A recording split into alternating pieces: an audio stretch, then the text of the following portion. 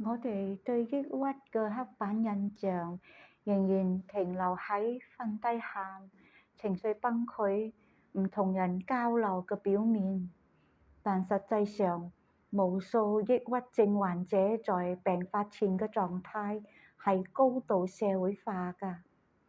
佢哋識得隱藏、擅長偽裝，在所有人嘅面前睇起嚟都一切正常。大多數抑鬱症嘅開始唔係毀滅性嘅崩潰，而係正常生活仲可以完成任務，但心裏邊漸漸熄滅了火種。佢哋唔係唔想生存，而係活着越嚟越唔似自己。佢哋唔係冇能力，而係能力全部被用嚟扮演正常人。佢哋唔係唔堅強，而係堅強耐咗，再也揾唔返可以軟弱嘅地方。抑鬱嘅人食乜都冇味，睇乜都冇興趣，瞓一覺都唔覺得恢復咗力氣㗎。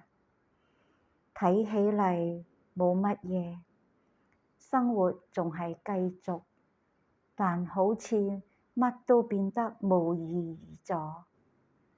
抑鬱症唔係你對生活失咗興趣，而係你內在嘅生命力長期被壓抑、被否定、被忽視。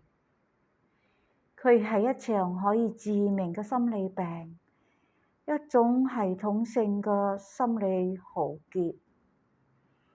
最重要嘅係，佢可以被預防，可以被識別，可以被治療嘅。你可以去心理諮詢、食藥、休息，放棄一部分期待，好好保護自己，畀自己一個真正療癒嘅機會。